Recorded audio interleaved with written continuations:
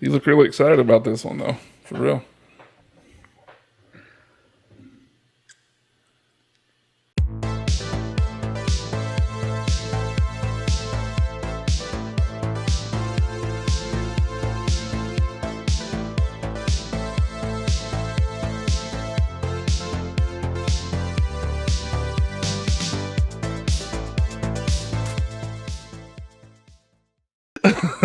Welcome back to the newest episode of the Dust and Echoes podcast. My name is Chris Ritchie, and I'm here with.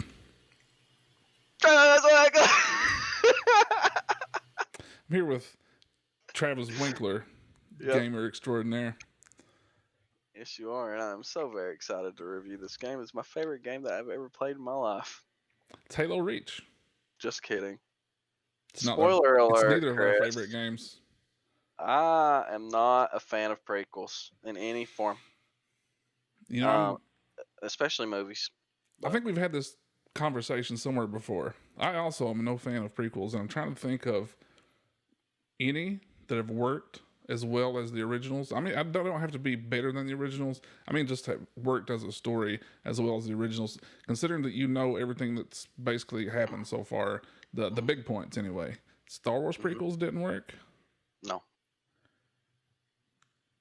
I cannot think of any other prequels at the moment. Is there any other gaming prequels that we've played before this?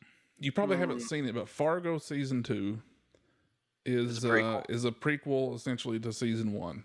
And now I'll never watch and it's that series. fantastic. Okay. It's really, really good. Okay. Otherwise, I really can't think of anything. There's a difference between a prequel and a flashback. Now, certain shows that I watch will flash back for like a season, and sometimes that's okay. But for a movie or a video game to have, okay, let's say a movie is an hour and a half, right? Let's say the main movie is an hour and a half, and then the prequel's an hour and a half. That doesn't give balance, even though it's the same. I feel like the prequel should be less emphasized than the main timeline, or at least where it started. For me, I guess. So go ahead. Sorry. I was just gonna say, I'm sorry for interrupting. I didn't mean to. I think I just prefer stories that advance rather than go backward. So if you see a prequel, especially we'll just stick with the Star Wars example here. You have the original trilogy that advances the story up until the point of the end of the Return of the Jedi, where spoiler alert, the good guys win, and then they give you a prequel trilogy to show you how you got to that point. Yeah, and it's since we're on the Star Wars subject, and it's really easy to beat up on the Star Wars prequels, so let's do it. You know that the Star Wars prequel trilogy is going to be a trilogy. So in the first Star Wars movie, you meet little Anakin, and you're like, okay, he's Darth Vader. Now we have 2 more terrible movies to sit through before we're caught up with the actual canon movies. And so I'm thinking, whenever the Star Wars prequels was out, why didn't they just continue after Return of the Jedi? I don't know. Yeah, It would have been more interesting. Unfortunately, they did that a few years later. And yeah, I'm done talking about Star Wars now. So let's talk about Halo Reach a little bit.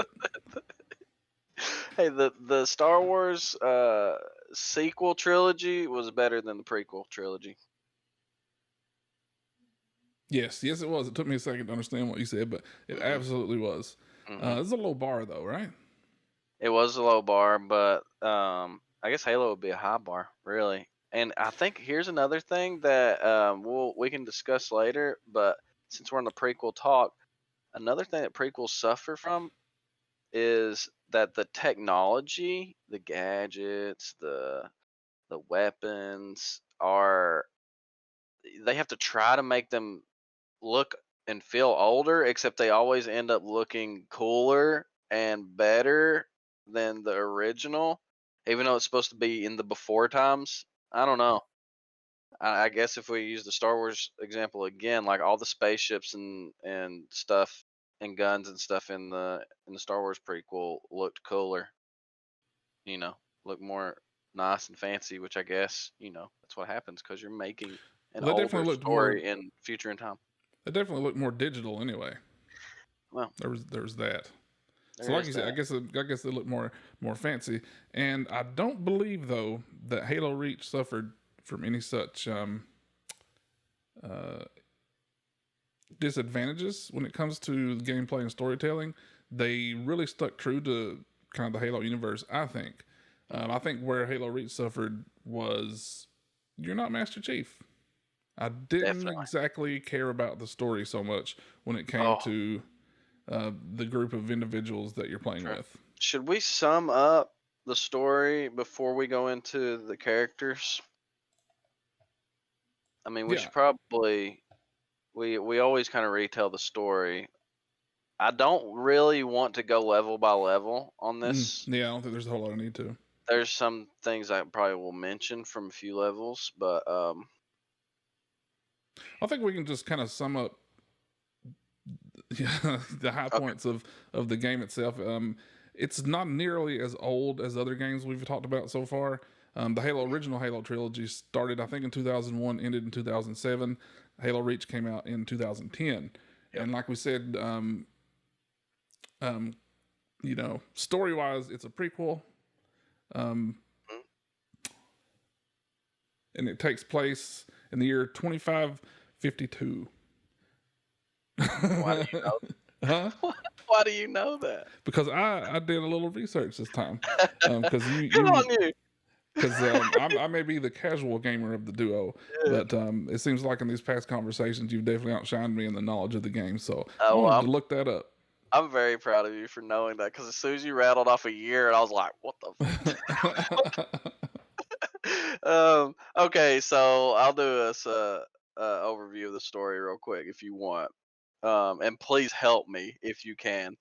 Um, so Reach is a Spartan homeworld controlled by humans. Basically, it's where they create and train Spartans, and I don't even think they go into that in the game. No, So they don't. No, yeah, not at all. When you open, it's actually, if I'm not mistaken, there's a big cinematic that opens the game, and there's reaches that shows from space. It shows like the blue dot version of Reach, and it's kind of in ruins. There's smoke everywhere, and yeah, and the camera pans down, and there's a helmet there with a bullet hole through it, right? And then it goes into your perspective, your first person's perspective in a cinematic, which I think is different in Halo because, like right off the bat, the cinematography, you're never looking through Master Chief's eyes in a cinematic. It's always showing Master Chief or the Arbiter in a third person and telling the mhm, story. But right. at this point, the camera pans and it's showing that same helmet with a bullet hole through it as if you're looking down and then you put that helmet on. So a little foreshadowing there from the get go. Uh, your helmet was in a ruined Reach with a bullet hole through it. So yeah. So if the prequel wasn't clear already, this place This is is gonna burn. this is going to be a one-off as well. Yeah. It Yeah. tells you from the start. Yeah. You might be playing Noble Six, but you're not going to be playing after this. Right. So yeah, you're introduced as Noble Six, part of Noble Team, which is a very colorful grayscale of characters. Uh, and what I mean by that is they're not colorful at all. Well, They're- yeah. I think go ahead. Noble Team. I'm sorry, is just a team of I think 6 Spartans. Hmm. And if you don't know what Spartans are just genetically enhanced super soldiers with like some power armor. At Um, this point, Master Chief is a Spartan. He's the only Spartan that we know so far. yeah, These yeah. these are his predecessors or buddies that he once knew, or who knows? So I think Who freaking it and they never. Sorry, I will rant by the end of this. that's all right. My rant guns are ready. No, I think this is a good point to mention though that if you're new to Halo and you've been thinking about playing a Halo game, story wise, it's not a bad jumping on point. It's better, you know, you're gonna get some good background, but don't think that this is gonna be the best Halo game to start when it comes to gameplay. I see you over there. I see you over there. But story wise, hop I on. It'll agree. give you some good background, and then, but just know that it's going to get a whole lot better from here. Starting with the next game canonically is that how you say Canonically. it? I think it's canonically. I Anyway, remember it's going to before get we better. started doing this co-op series that we were debating doing Reach first. Mm-hmm. For that reason, right? Yeah, glad we did. We might not have continued it. Um, okay. Look, I'm gonna say right now, I've been giving the game a hard time right now. I don't feel very harshly against the game. I think it's fine. It's just there's certain elements that I felt were important, just like Halo 2, that this game lacked on. So, anyways, you meet your team. You go and you investigate some insurrectionists, whatever that is. I guess rebels. And come to find out, there's no rebels there, and the Covenant's there. Yeah, you're dispatched to reach the planet because there's a communications array down, and they've lost communications with people on the planet, and they think it's rebels. When you get there, it's actually the big bads, the Covenant, who you fought in the original trilogy, the elites, the grunts, all that stuff. I don't know if you're dispatched to reach. I think maybe your team all are already operated on that planet. I But think they're given the mission to reach to go and get the communications back up. okay. I researched this. Mm. I'm going off what I didn't research it. I'm going off what the game told me. Okay. Mm-hmm. Maybe the game told me that, and if I don't remember, it's the game's fault, not my bad memories. Okay. It's definitely my bad memories when I don't remember things.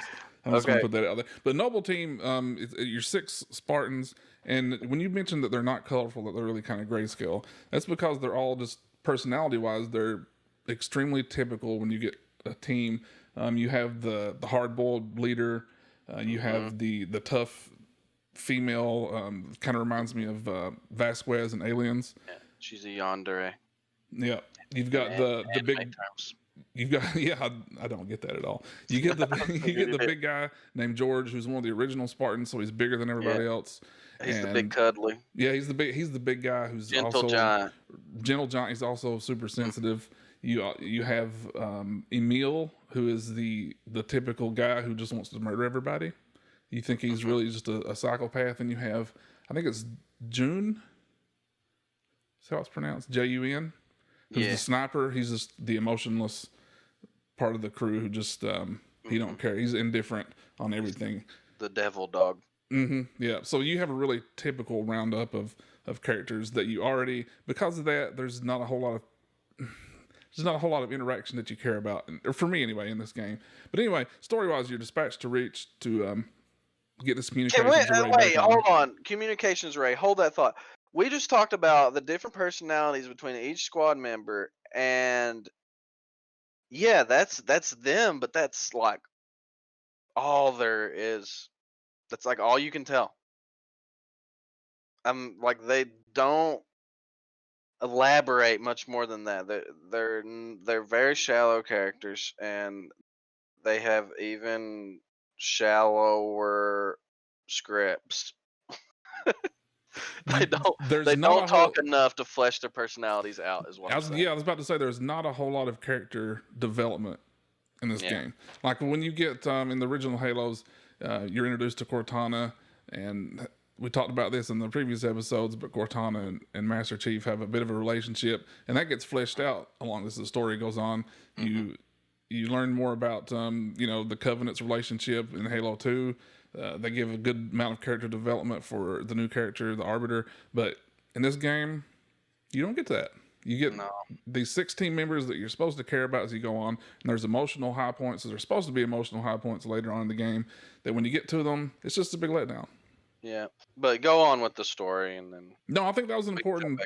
I think that was an important thing to mention, though, Travis. That there's not a whole lot of development for these characters we'll mention that again. That you're supposed to care about. But anyway, you're dispatched there, and you find out there's actually the Covenant. There's the big bads, like we said, and you meet up, I think, with a very important character to the story, to the lore wise of Halo, named Catherine Halsey. I don't believe in the game they tell you this, but Catherine Halsey is actually the architect of the Spartan program.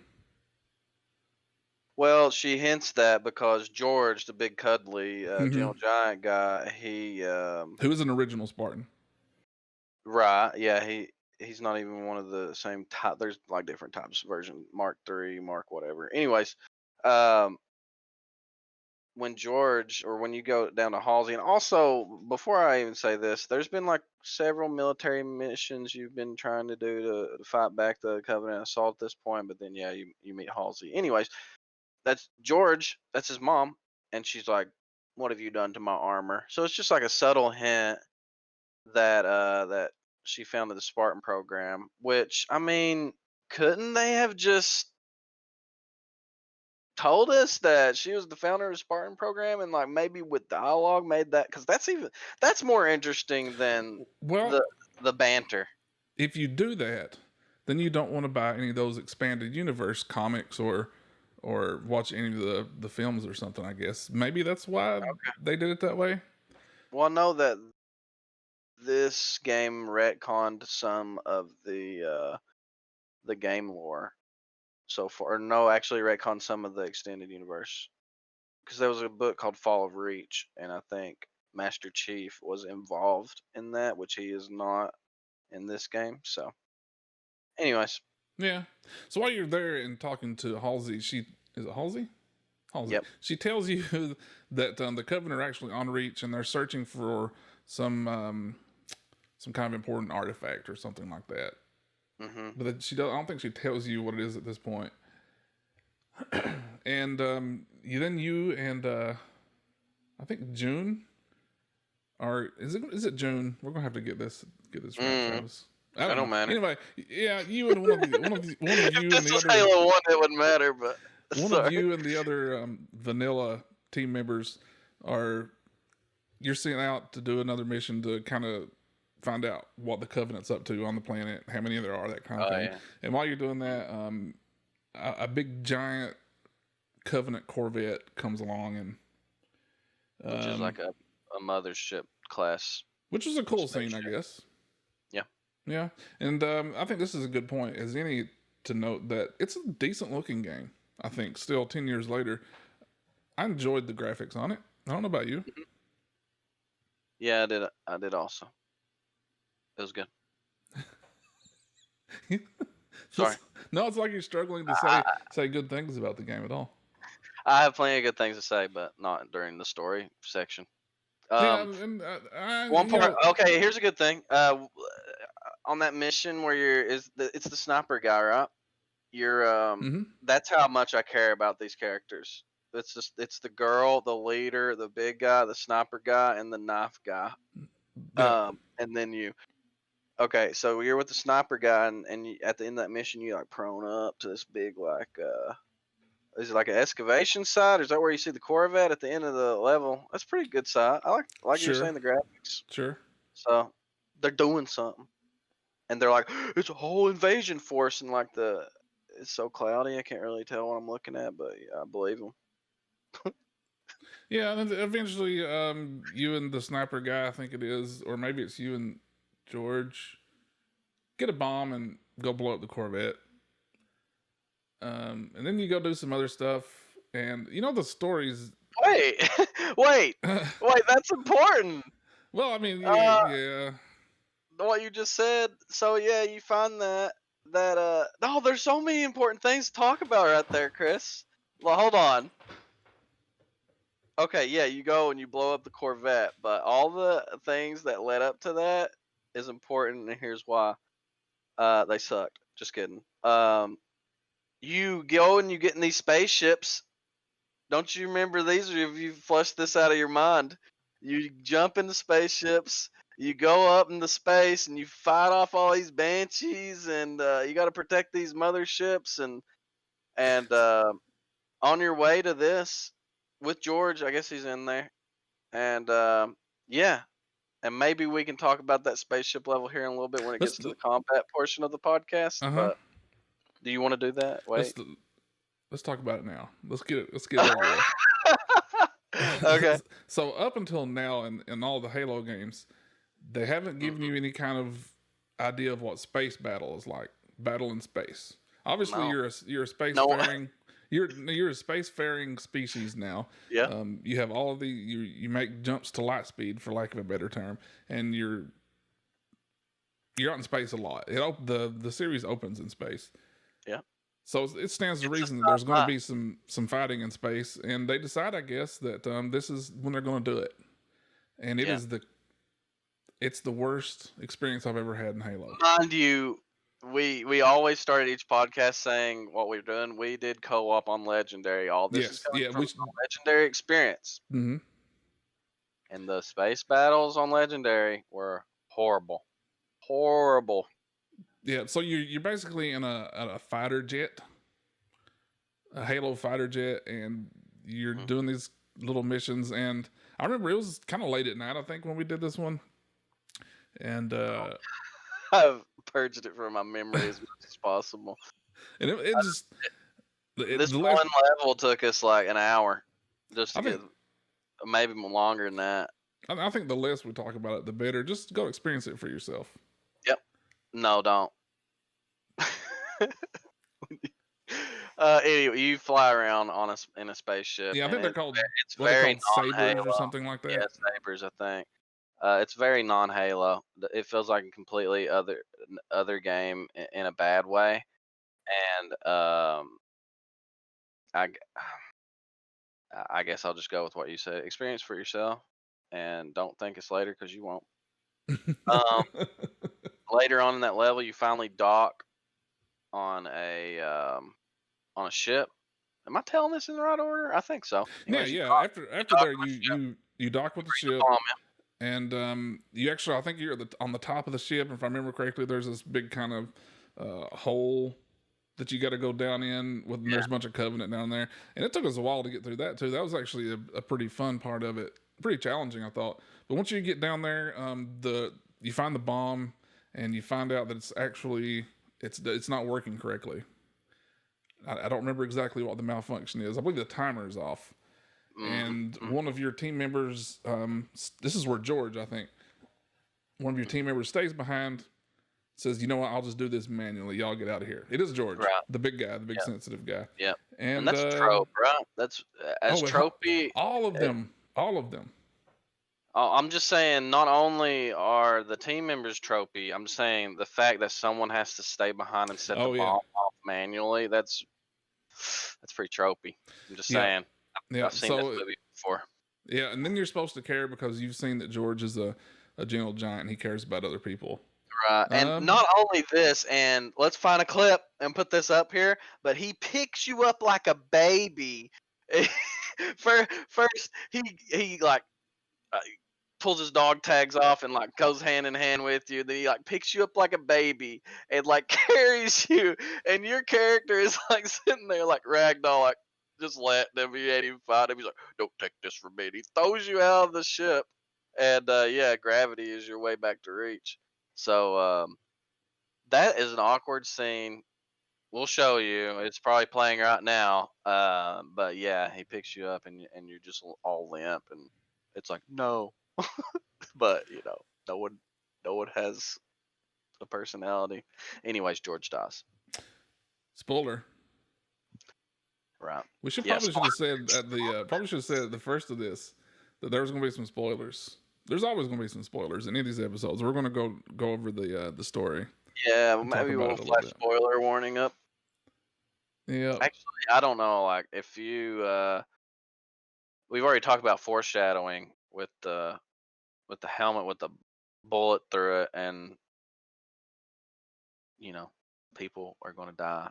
In fact, the premise of Halo was no one surviving. Anyways, bleep that out if that's too spoilery. Let's go on. After you fall back, you go through more little military missions. You finally catch up with Noble Team. They're like, "Where's George?" And he's like, "He's dead." And then obviously the Russian girl's reaction is, "Understood," and that's it. Like that's about all they say. No, I think maybe the knife guy. You try to hand him the dog tags, and he's like, "No, he wanted you to have them." I think maybe that's about all they ever mention of George. In a game that's supposed to be about squad fam. But anyways, I digress.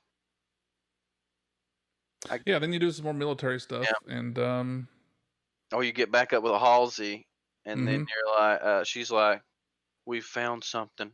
Come get it." It's underground, Yep. and You it's go you that. go down a I big guess it's the elevator in a artifact that cinematic this time. Sorry. yeah, no, it's the artifact that the Covenant was looking for. Mhm. And then you fight some Covenant underground for a bit. Yeah, you go underground. You see where Halsey's lab is, and it's surrounded by Forerunner structures, which they're not human, they're not Covenant. Even though in Halo Oh, 3 you they know, were they were like Forerunners are humans, but now they're already kind of backtracking that a little bit. I guess. I guess humans are different from Forerunners because it's ancient humans. Anyways, what were we left something out you that's sure? pretty important. As you are in the city and you're doing all those military missions, as you're retreating from the city, you kind of get overrun by the bad guys, and the female Hmm. leaves your team because she's killed as well. I guess Mm. they That's after decide. Halsey, I think. I Right? guess they decide it's right around the same time, No, it's but before it. You're right. Sorry. I guess they decide because your team all have to die by the end of it. You got to kind of do it in rapid succession. At this Oh point, yeah, there goes George. and There rapid goes do they go. Cat. Cat's her name. There goes Cat, Cat. Yeah. and then you lose your military planner type technician person Yeah. in the which doesn't really hurt you a whole lot. No. No, I was just kind of like fine. Like, Let's just get this over with. I'm sorry. I'm sorry, everybody. Look, there's tons of people that love this story, and maybe you would feel different. I highly recommend playing through this game and then letting me know in the dude leader Oh as yeah, well. we'll get to the gameplay part of it, but We were going with Halsey, and we discover whatever the artifact that she's found down there, and it ends up being Cortana, right? And yep. here's my confusion. What? I thought Cortana was man-made, and Cortana, and I don't know if anyone knows this. Cortana and Halsey's, their voice is very similar. Cortana is supposed to be a AI representation of Halsey. Okay, I don't know if that's canon. I don't know if I'm crazy. Maybe I'm wrong. Yeah, I didn't know that. I didn't know Fact that. check me on that. But then in Reach, it's like, oh, she's an artifact that knows everything about the Forerunners, right? Yeah, Okay. she's like super important artificial intelligence. Okay. Um Okay. Actually I think she's carrying information. Okay. She has information in her AI construct somewhere Okay. concerning what they're looking for underground. Okay. But but in Halo 1, she's acting like this is the first time she's ever heard or witnessed or even dreamed of Forerunner stuff. I Sure. Okay. I don't know if that's what they were talking about retcon type stuff. I thought it was just a fall reach, but that's weird. Maybe somebody can explain it to me. I'm an idiot, y'all. I'm well, really dumb. well, So basically, yeah, we're both morons. I don't. If the It game should be can't noted. explain it to me, then it's the game's fault. That's. Well, basically, at this point, the remaining members of Mhm. Noble Team are entrusted with carrying Cortana and the important information she has back to the leaders. Specifically, this is where it starts to tie in with Combat Evolved again. Captain Keyes on the Pillar of Autumn. Mhm. And the Pillar of Autumn is the ship that you're on when you first open as Master Chief in the very first Halo. Yeah, it's took them 80/90% of the game to make Halo 1 references. Mm-hmm. But you gotta get out really quick though at this point. And the leader of the team, whose name is Carter, they're flying off, and while they're rushing and rushing, I should say, they're not rushing. They're And Carter is wounded. He knows he's not going to make it. He tells the other guys, go on without me. and he kamikazes his whatever that ship is he's flying into some Covenant stuff. Pelican. Is it a Pelican? I couldn't remember if it was a Pelican or a Falcon or what. Yeah. So Pelican. anyway, that happens, and then it's you and Emil left, the psycho knife guy, and Mm-hmm. you got to fight off a whole bunch of Covenant to go and take Cortana to the Pillar of Autumn, which is a really fun. It's the most fun part of the game in my mind. Yeah. It's getting toward the end. It's starting to climax a little bit. They're pouring the enemies out on you, and finally, it's more kind of unoriginal storytelling where the hero gets to the end and he gets the he gets his package, the MacGuffin, so to speak, in this game. Mm-hmm. He gets the MacGuffin over to the Pillar of Autumn, and they're like, "Oh, there's a big gun here. It's not operating right, or something like that." And there's a bunch of Covenant coming He in. gives Cortana to Captain Keyes, Mm-hmm. who then is taking a Pelican to the Pillar of Autumn, which is floating up there, ready to take off. And there's a big like anti-air gun that homeboy Emil is supposed to be shooting. One of you all, you as the player, was going to hand off Cortana.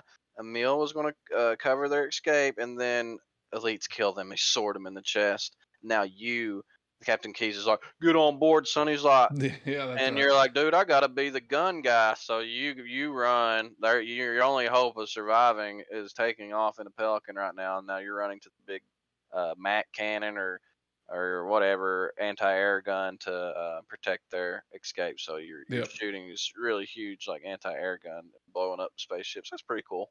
Yeah, and in co-op, in the co-op mode, one of you in our when we played it, Travis, you were on the gun, and I was getting. I think there were some fuel rod cannons or Spartan lasers or something on the ground, and you were fighting off Banshees and all these other ships, Yeah, so you could be protected on the gun. So, yeah. and it was a fun scene, I guess. Mm-hmm. Story wise, I didn't care a whole lot for it. I don't know why Six didn't just hop on the ship. I guess there was no way for them to get out in the Pelican.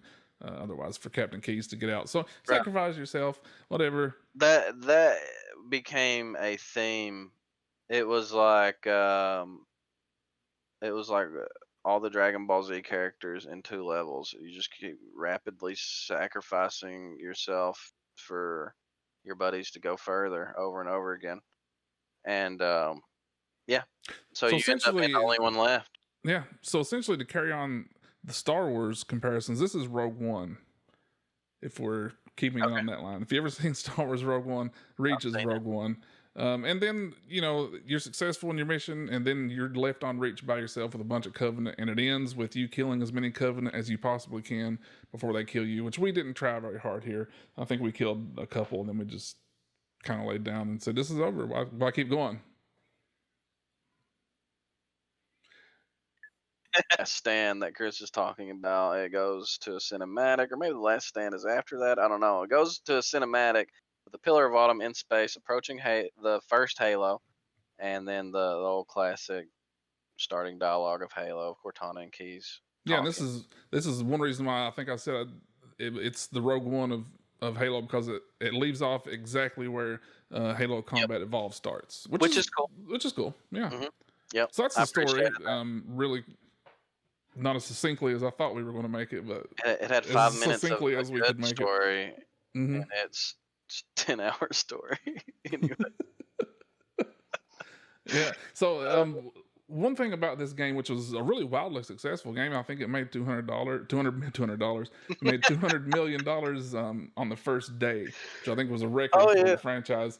And it was the final game for Bungie, which was the development team that created all the previous Halo games. And Mm-hmm. I think Microsoft took it over after that. So Yeah, 343 Industries. yeah, it was like their swan song. Hmm. It was also the first Halo game with a true team dynamic where you had all the Yes. Marines and stuff before, but now you have a team that you're kind of depending on.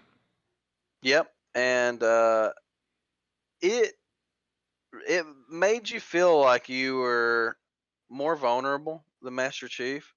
When you on some of the levels you had your squad mates and they were actually helping. That's something that now we're getting toward the gameplay and the combat. Like I like a lot of it. I'll tell you what I didn't like is when you shoot a gun, it it's inaccurate. Like some more modern shooters, or maybe not modern, but like Counter Strike, if you hold the gun down, it's inaccurate. It's like your reticle bounces, and I didn't like that part of it. But as far as I don't know, maybe an edit point here. It made you feel like you were in an army or you were in a battle or like there was a war going on. It really made you feel like that. Yeah, that was something I remember while we were playing it that you criticized it a lot for because there was a lot of this military language and stuff, and I remember you thinking that wasn't it didn't add a whole lot to it. No, it didn't add a whole lot to it, but I guess especially toward the end of the levels, there was a lot of radio chatter and just like random military speak going on. But I guess that was more of like an ambience type feel. Now that I think of it, because I don't remember what they were saying. It just there's like, oh my Hmm. god, this plane's going down! Ah, fire him! And people screaming and stuff. I guess it added to the immersion, and I'm all about that. So Um, there were some new things in Reach that we didn't see in previous Halo games. yeah. There were some new weapons. I think Hmm. this was the first game. Correct me if I'm wrong, Travis. This was the first game that we got to use the grenade launcher in Halo. Yeah, I think it was the first one, and not only was it a grenade launcher, it was an EMP grenade launcher, Hmm. and that thing was overpowered. And it made me think, if they have these, how are they losing this war? Because on you actually got it as a weapon to hold, which was fine, but then there was some missions where you were like on a plane, and I remember um we would be the gunners on these Hornets, which Hornets is like the army helicopters of this world, Hmm. and you could just rapid fire shoot them, and you're just taking banshees down left and right, which is making me think, dang man, we're killing 100 of these banshees compared to the one of us. We should be winning this war with this grenade launcher alone. Hmm. Yeah, the grenade launcher was nice. I think there was also I don't think before that we had gotten to do like a target locator. Was that new? What what's that? When you like you have like Oh a yeah, you get a I laser forgot. a Yeah, I forgot location. all about that. Yeah, Yeah, that's the which first one. which is kind of neat. Hmm. You paint a laser on a target and a missile from the sky falls down and Hmm. blows everything up. Which also goes into the immersive part of thinking you're an army guy. So like you Hmm. paint a target and then some Overwatch top satellite or artillery unit shoots a missile and helps you.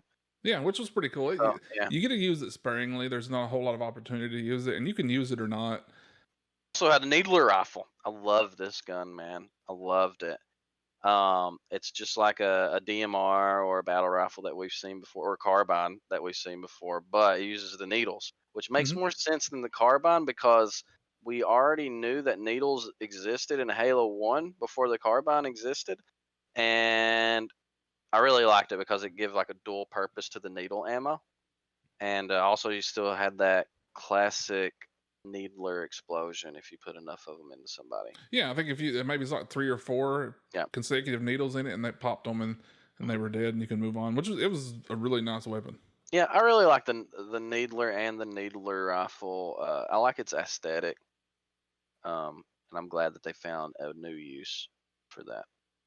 Yeah, there was also speaking of giving us some new things to play around with. I think there were some new vehicles. Hmm. Yeah, the one that I wanted to mention is the I don't know what it's called, but it's like the Halo Reach's version of the Warthog. It's like a little mini Wraith. But my problem with it was that it's a two-seater. It's like you in the front seat, your buddy in the passenger, except your passengers don't get to do nothing. Like the driver shoots the gun. So I feel like that vehicle's anti-fun. Yep, yep, and At least for co-op. yeah, for sure. But we talked a little bit about also the saber. Uh, you want to talk about the actual mechanics of it? Mm-mm. We talked about how unfun Yeah. that level was, but it wasn't fun to use the saber at all. It wasn't fun to No, play it. it was very tight, and I don't know that it didn't feel like it was a free flowing spacecraft. We've played spaceship games before. I think like Star Wars Battlefront 2 being probably the best space fighter that I've played in recent years, and some other pilot games. But no, this one missed the mark, and I think it was just because it was so not Halo, and you're already playing Halo Reach where you're not Master Chief. Your guns aren't as accurate because of the crosshair bounce, which I forget what that's called. Anyways, it's already not feeling very Halo-ish already, and then it throws you into a spaceship. It's really weird. I shouldn't say it doesn't feel Halo-ish, but It doesn't feel Halo. It doesn't feel like Halo to me. But I will applaud the developers for trying. yeah, Because, like I I said, you're a guess. spacefaring species. There's going to be space battles. I can see, maybe give that to us in just a completely different game, like they did with Halo Wars. Yeah. Give it to us like Space Halo or something, instead of smack I dab in the middle of maybe a that was the Master point. Chief S game. Maybe they were thinking, "Wow, if people really like this, we will release a space multiplayer map and you fight each other or something." I don't know. Space Halo. It sucked. Maybe it's better on heroic or normal modes where you can just skip right through it, but it sucked. I don't remember playing it that level the first time when I was just doing solo in 2010. No, I don't no, remember that level 10 don't years remember ago, surprisingly. it. Mm-mm. You do remember it? No, Oh, okay. there's no more dual wield, which I'm kind of a fan of because I felt like even though dual wield was cool, I feel like it really wasn't needed to get the job done ever. It was just kind of like a bonus thing. I never dual wielded, yeah. Yeah, I don't really miss it. Armor abilities. That's a new thing. I guess it replaced the gadgets.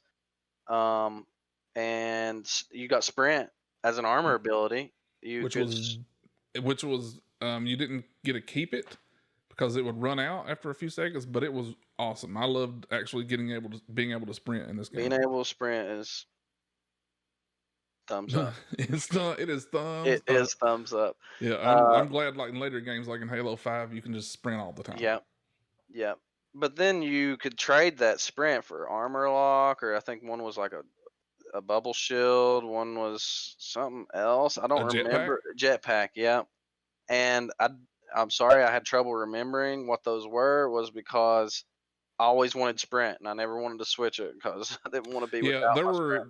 There were certain levels, especially one where you had to go up like this big Covenant tower where they made you use the jetpack. It was something you really would rather use other than sprint and do it the long way. I don't even know on that level if you could got up to the top of that tower without the jetpack. Yeah. Let's talk about the enemies for a second, or at least, and also the encounters. I think that was the best part of the game. I really enjoyed the fights. There's fights where you had like real early on where you had to go up that skyscraper and you had to fight through several squads of Covenant, and then you would run into some Marines. You had to go up these like crisscross applesauce stairs to get to the top for some reason that I don't remember because that's story and I don't care. And I care about story, just not the story of Reach. There was some open battles that were okay. There were plenty of units, and also there were these battles where you would hold a position, which Halo 3 had these, but I feel like the hold your position and fight waves was kind of perfected by Reach. And I feel like that was probably the funnest part of the game. And also, Halo Reach had a firefight, which was introduced in Halo 3 ODST, but it carried over into Reach, which firefight was a game type where you could co-op with your friends, up to 4 friends, and fight waves of enemies until you died. I feel like that's why they perfected those fight waves of enemies fights, and that's why they were so fun. I really enjoyed those. Didn't really enjoy them in Halo 2 because they just had random spawns, and most of the time would have you standing on a platform, and I don't know. Go back to the Halo 2 podcast if you want to hear me rant about that. Yeah. But the combat, and since I mentioned Halo 2, I'm actually mentioned this in that podcast. Halo 2 was great story, bad content. Halo Reach was bad story, great combat. They're opposites and the same. Yeah, I don't know. yeah. It was a fun game to play. It really was. Hmm. I enjoyed the actual gameplay of it, other than Space Halo. Oh, yeah, yeah. We just won't talk about that. I actually, besides the space level, the level where you had to fly the Hornets, I feel like that lingered a little too long, but that's okay too. I think Yeah, every Halo has a level like that nowadays.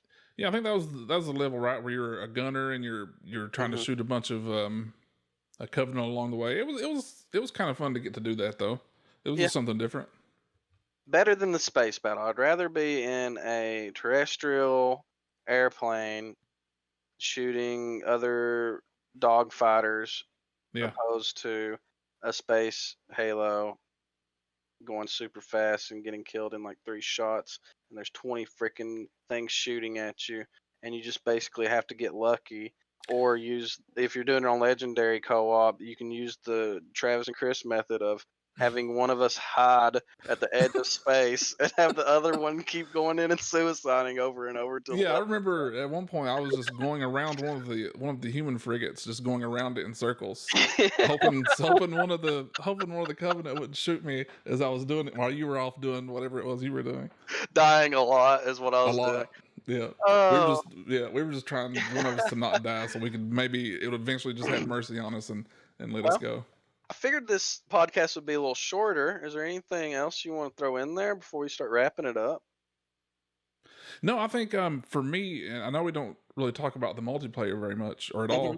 all. Halo 3 was the first multiplayer I'd ever really gotten to play, and it was fun, but I didn't really have good internet, broadband internet at the time, so I didn't get to play it much. This Reach was the first multiplayer that I got to play a lot, Okay. and that really introduced me to multiplayer. So I appreciate it for that, and Mhm. also, so it was just a good multiplayer, and I actually got to play it again the other day on Master Chief Collection, Yeah. and it brought back some some good memories from when I was a little bit younger, 10 years ago. I So I I, appreciate it for I that. like the multiplayer as well. I mentioned this at the beginning of the podcast, the crosshair bounce, and I'm sorry I forget the word for that, but it's when you shoot your gun a lot and then you become more inaccurate the faster you shoot, so you have to pace your shots to be accurate. I Where's don't like DJ when we need him, right? Yeah, I don't like that because it's doesn't hold the spirit of Halo. I feel like you shouldn't have to get inaccurate the more you shoot a gun because you spent 3 games already as Master Chief and you could just hammer on every gun and not have to worry about that. And now you do for whatever reason because you're not Master Chief, I guess. But way to drive home the fact that you're a lesser person than who you've been playing for the past 3 games. So I don't know. Yeah. Mm. So quick question for you: If now that we've talked about 4 Halo games, how would you rate these 4 in order? Um. Okay, I thought about this. Hey, no. Let's start from the bottom and go to the top. Okay. Halo Reach. Okay. I don't know. I think it's a tie between Halo Reach and Halo 2, and it's a tie between Halo CE, Halo 1, and Halo 3. I think Halo 1 and Halo 3 are the best, and I think Halo 2 and Halo Reach are not the best. I don't think that they're the worst. I just think that they suffer from problems that did not exist in the other games that I mentioned that are the best. So, what Yeah, about you? I would not give it a tie. Any of them a tie. I would go starting from the bottom. Reach, Halo 2, Halo 3, and then Combat Evolved. Combat Evolved for me is maybe my favorite game of all time. Even going back to when I was a little kid playing Yeah. Dragon Warrior on Nintendo Entertainment System on the NES. It's Hmm. and it's the replayability of it is It's enormous. true. It's you can just play it Halo. over and over, You and it's know still what? fun. You've convinced me. That was my Halo that 1. was my. Halo 1 is the best. Well, I'm glad I could convince you. That Halo was what I 1. was trying to Let's do. start from the top. Halo 1, Halo 3, Halo 2, Reach. Hmm. Yeah, that's definitely the Um, order for me. I never realized how important story was until Reach was so bad.